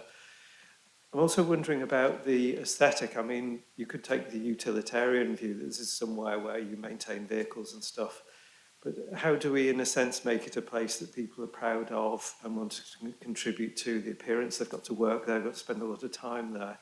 So something about the aesthetic and the way people can actually influence the feel of where they work. And then finally, you mentioned net zero. How does that actually work out in practice in terms of energy, principally energy and limiting fossil fuels or whatever, or perhaps even no fossil fuels in the operation of the facility? Thank you. Yeah, thank you. James, I think this might be one for you, given your overview on these aspects. So I'll hand over to you on this one. Many thanks. So in terms of making it an exemplar project, that absolutely is our byline for this. We need to be able to present a site that the City Council is rightly proud of and will be able to hold others to account to match. In terms of budgetary requirements, which I think was your kind of underlying question on that, is the current budget we are content is sound at the moment. We have a contingency of 10%. The likelihood is that contingency will be into, but we're pretty content that we are within budgetary constraints at the moment, and considering that we are in a time of considerable upheaval, it's not a bad place to be in terms of that. In terms of the net zero carbon aspiration, in terms of the building and how we create the heating for that's yet to be decided. And I think, Sarah, if you are able to chat on that may be helpful. But in terms of the operation, every car parking space will have the subsurface infrastructure built in to enable EV charging, and as and when the fleet decarbonises, and then we'll be able to assist with the posts going in. Additionally, we will hive off an area for potential retrofitting hydrogen vehicles as and when they come on board. The obvious problem with that is larger vehicles with motors that they're potentially squashing rubbish with and so on are difficult to electric vehicle charge at the moment. And was there another question in there that I may have had a senior moment and forgotten? Yeah, just around the aesthetic of the site, you know, how it looks and feels and how, you know, staff can contribute to that. Yes, so staff are currently contributing to the design elements of the building. Those are the guys and girls that work in there, and they want to be able to go to a site that is nice to look at. And indeed, you know, we're not forgetting that the back of the site at the moment just goes on to the water treatment site. However, dial forward 15 years, it will have direct view from North East Cambridge. So we need to make sure that those residents who are living on site, living in North East Cambridge, have a building that is pleasing to the eye as well. I don't know, Sarah, if you've got anything to add. I was just going to say that with the North East Cambridge development, the proposal is that the linear park will run alongside it. So it's really important that we look at and manage the buffer that links to it, and the drain, important in terms of sustainable drainage techniques. Managing the tree line through there is actually some quite mature willows, so we manage that well. And that we provide an opportunity for staff to enter the linear park and enjoy that facility as well. So we create a green environment. Just going on to kind of modes of heat in the building, we're looking at air source heat pumps. And the top layer of the building with the offices is unlikely to be used much at weekends due to the nature of the workforce. So we're looking at ways in which it wouldn't be operational in terms of heat and light because it just wouldn't be needed. So really reducing the amount of carbon we're using in terms of management of the building going forward. Councillor Khan. Well, one of the questions I was going to ask has been already dealt with by Councillor Stobart about the efficiency of the energy efficiency of the building and the production. But the other couple of other points that I wanted to ask about. One was in terms of the people who are disabled or limited mobility. You talk about people arriving before public transport, but then a 14-minute or even a 6-minute walk is going to be quite a handicap. Will there be provision on site for parking for these people? I think that's important because you've not just got people, manual workers, you've also got office workers on site who could well be in a wheelchair, for instance. And the second, so that was one thing I was thinking about. Will there be electric charging facilities for bicycles, electric bicycles, for instance, on site? That's another consideration on that side. The other side, and I don't know, I'm not an engineer, I'm not an architect, but looking at one of the designs shows a massive, what do I call, projection without a support underneath the building on one of the pictures. And I just wondered about that. The one on the bottom right, it looks like there's no support underneath in the massive projection. And that just strikes me as something that is likely to have long-term maintenance problems. In other words, I just remember that going to see the Pompidou Centre, which is very well lauded in France, and my father, who was a scientist, saying, that's mad design. Everything there is incredibly difficult to maintain. It just seems that projection there is more likely to cause problems without any under support. And has that been considered? I just wondered. Thanks. I'll try and deal with those points in turn. So in terms of the provision for people with disabilities, we do include there's car parking spaces right next to the building as well. And the whole site will be designed with drop curbs to make it disability compliance and friendly, and also within all parts of the building as well. You mentioned just now you've also mentioned that particular building. I would just say that these were sort of indicative designs about what they could look like. So I do take your point, and you know they were just sort of to kind of give an idea that that this is a step change from the traditional depot facilities that many local authorities have around the country. And sorry, there was one other point in the middle that you mentioned. EV bike charging, yes. I think that's something that, James, I'm looking at you here, but I think it's something we would be looking to incorporate as well. No, absolutely. We're cognizant of the fact that with electric bikes are growing along with the potential electric scooters. So there will be provision for on-site charging for the bikes, depending on how their batteries are powered, either at the Sheffield Hoop, or there'll be a provision in the mower store for batteries that can be removed. So yeah, absolutely, electric bikes will be catered for. Just to add to what James said as well, is that the way the spacing of the Sheffield stands and other things, we would factor in space for things like cargo bikes and other things. And actually, one of the other things we're looking at is actually how some operational staff in station facilities could potentially use cargo bikes to move around the city rather than sort of traditional means. So Pagecroft. Thank you, Chair. My colleague there asked about the disabled sites, and I think two places are not enough. You need at least another one. If you've got 2 people work there who are disabled, you need at least another one for any visitors to come there. And you also, you said that you were trying to get EV chargers for people who work there in their homes.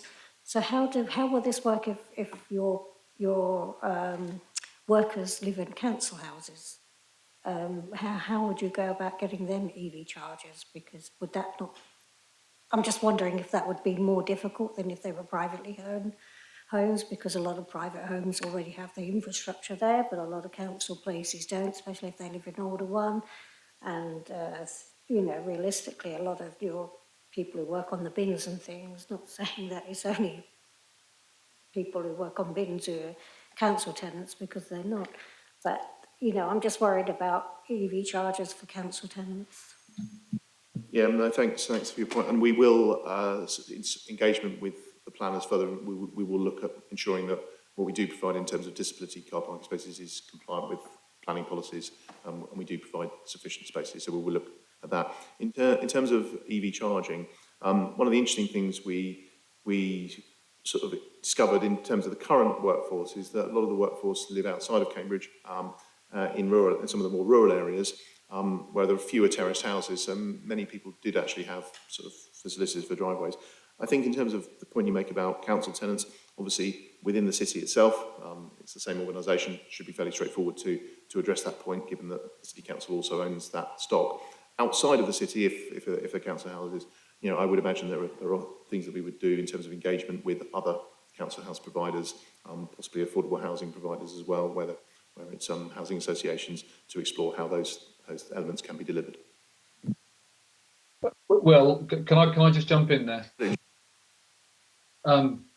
Yeah, so the level and what the shape of our support to colleagues to provide EV charging is yet to be worked through. So whether that's just us signposting them and helping them through the process to get an electric vehicle charging point at their house, or something potentially a little bit more than that's yet to be decided. The problem with council houses, we've also got a project going through all our main car parks where we're putting in electric vehicle charging points, 177 going in this year to 600 by the end of the project, so that they will be able to access those EV charging points on site.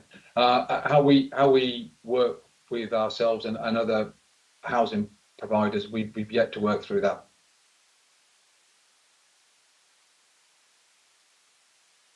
I would really appreciate you taking that into consideration, because not everybody is going to, you know, they really will. You're offering this to people, your workers, so it should be for people who own the houses and council house tenants as well. Can I just confirm, to just point of clarity, that we're not offering to put EV chargers in anybody's house yet? That whole process needs to be worked through. So Gawthorpe Wood. Okay, thank you. You partly answered this, but it's how this development will fit in with the North East Cambridge development. Bit more detail on that, but I'm glad to see you're thinking about that.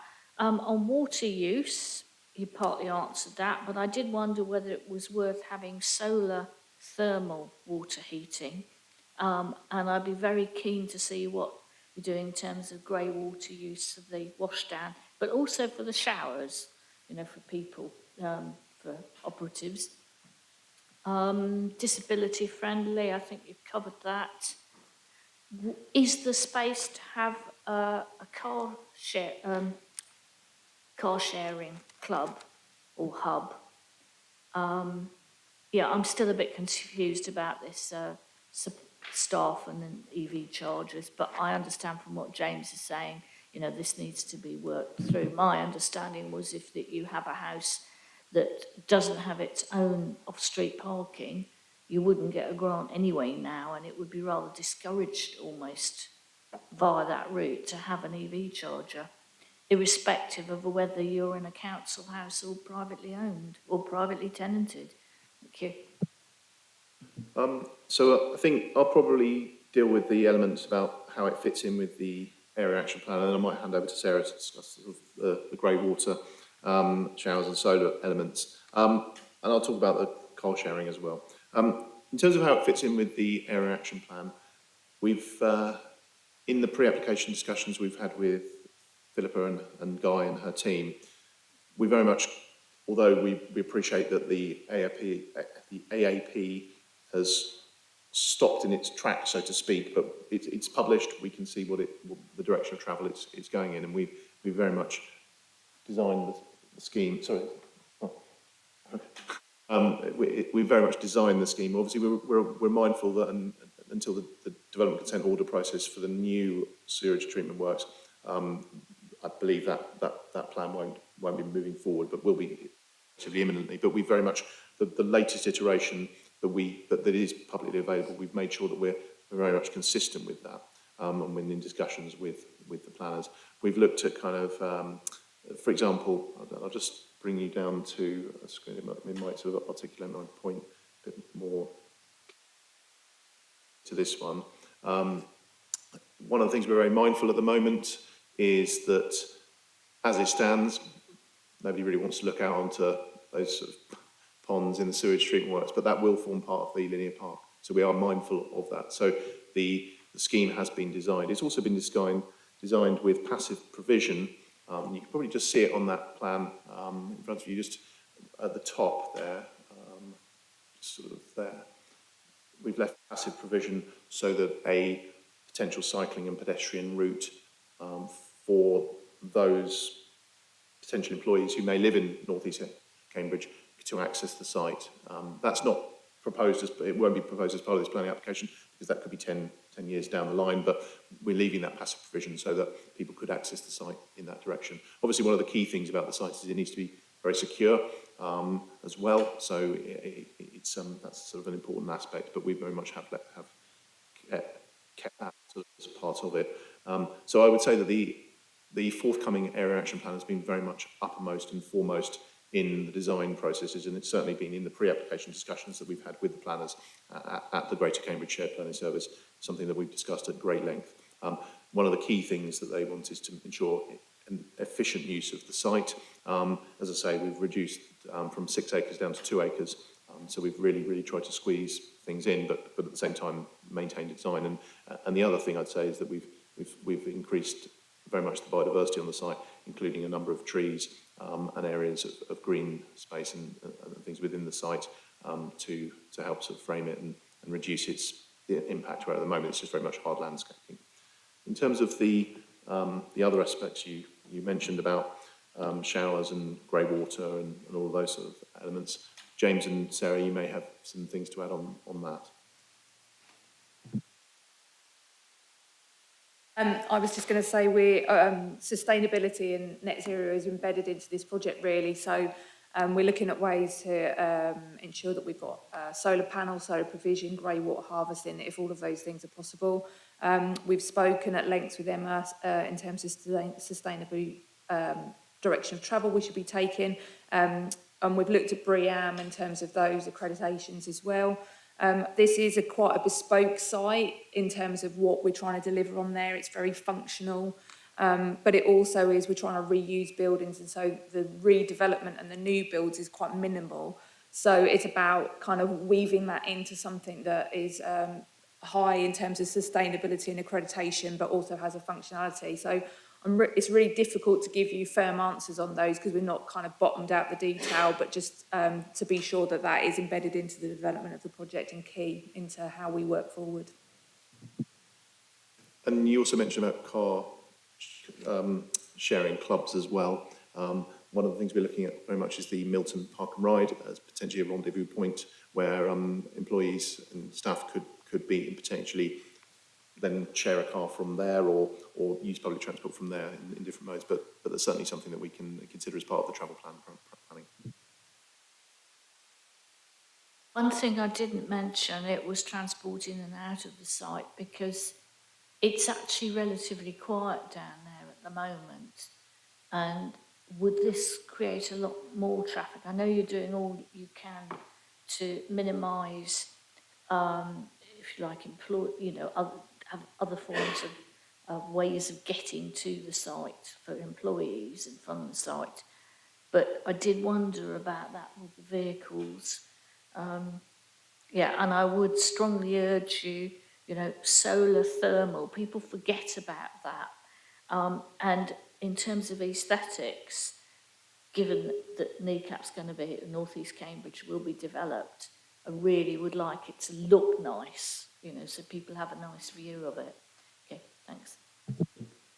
In terms, I was just going to say, in terms of the travel points you made, in terms of traffic, on this building and this new facility, the operational hub will be displacing other existing uses, as there's a garage and a car showroom.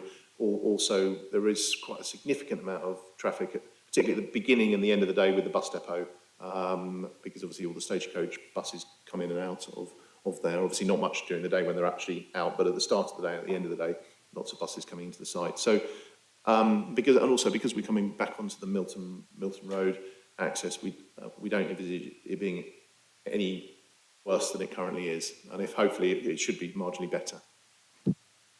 Well, can I just add to that we were hoping that we're going to pick up one site, move it 500 metres around the corner, and replicate the operations there.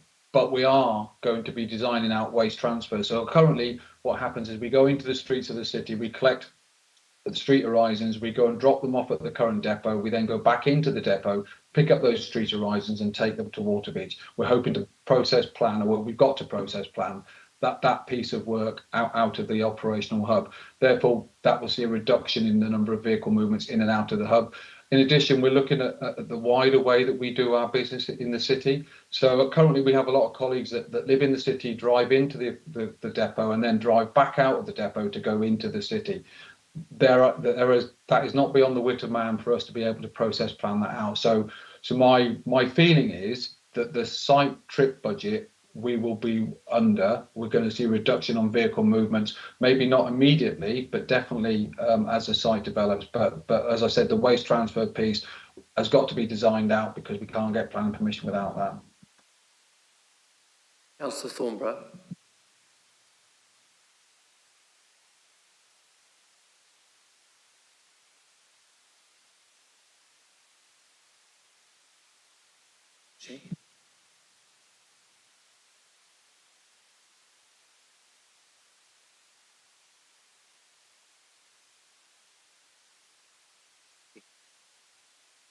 Any other bids? Councillor Hawkins.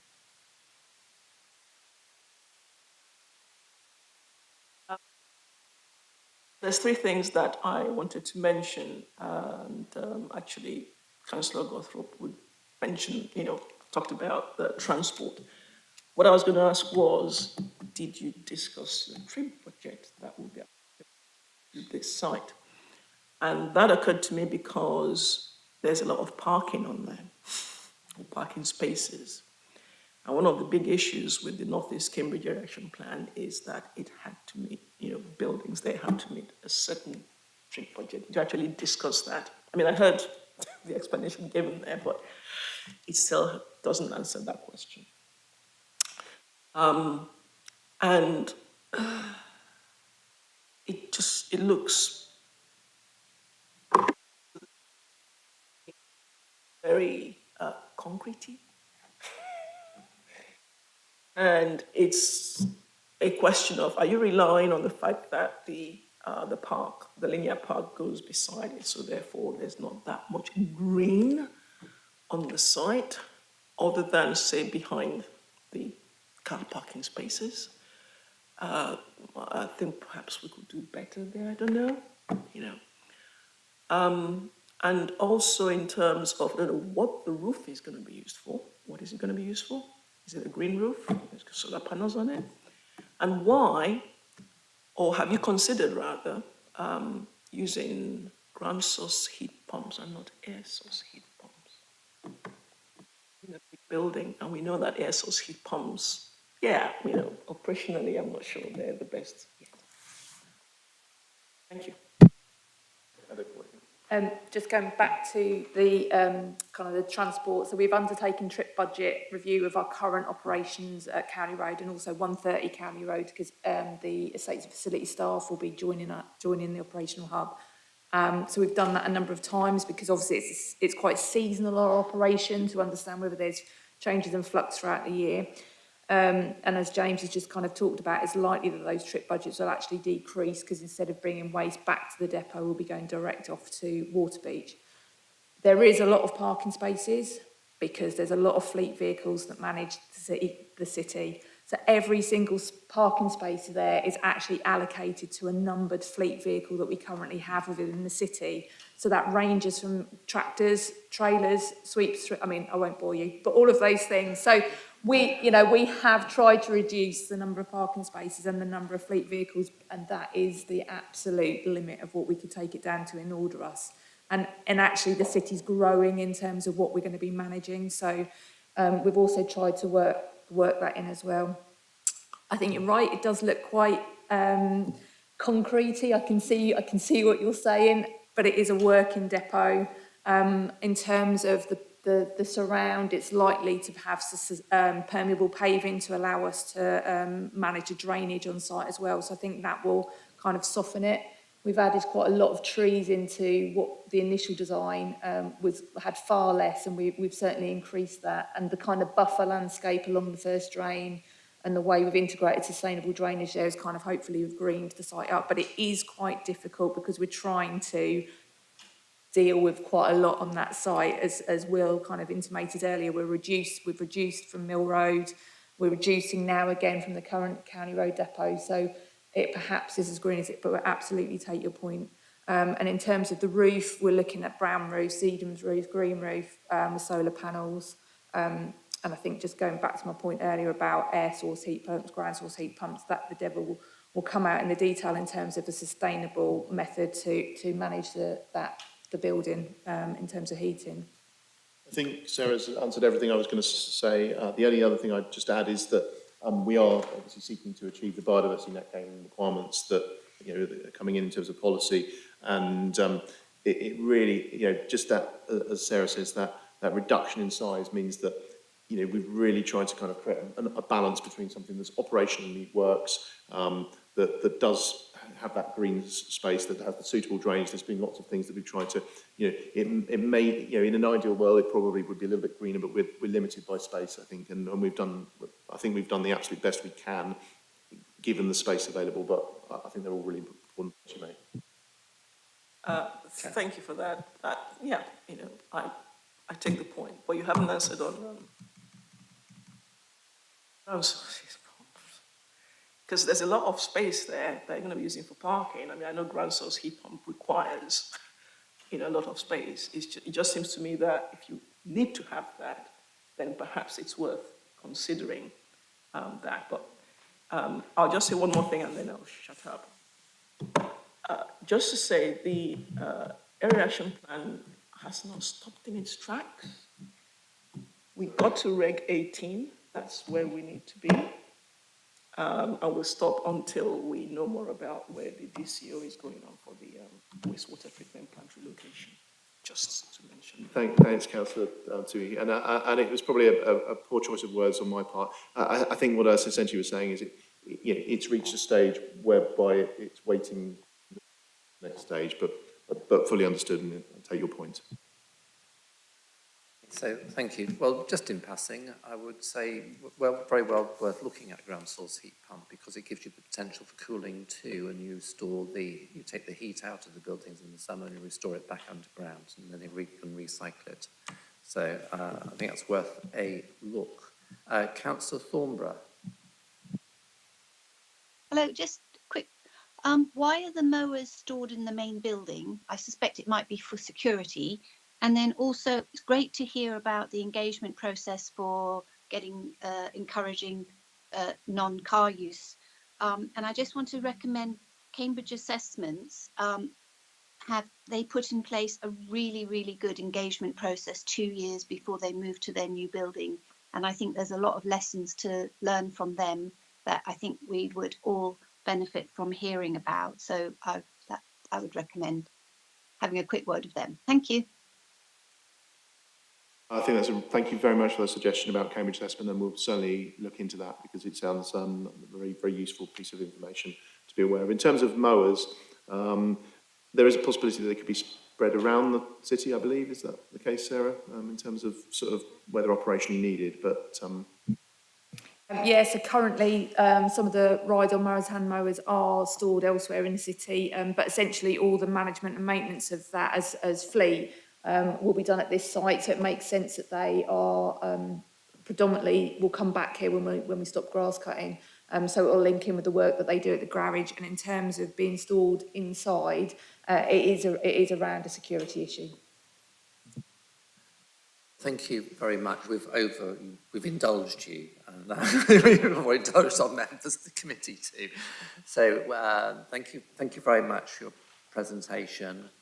You will obviously receive notes on the comments that have been generated for you to take away and further refine and develop the proposal into an application. So thank you very much indeed for coming along, and thank you, James Elms, too, online for your contributions. Thank you, Chairman. So if I can now just turn to the formal part of the end of the proceedings. So please could I remind members that the next JDCC meeting is taking place on the 16th of November 2022. It's a hot date, don't miss that. If members are unable to attend this meeting, please could they liaise with their alternates to ensure that the meeting's quorate and can go ahead. Thank you. That now concludes the Joint Development Control Committee. Please could I ask members to take away the rubbish, dispose of it in the bin. Any glasses being used should return to the red tray outside the committee rooms. Please could the meeting producer end the live stream and confirm when the live stream has ended.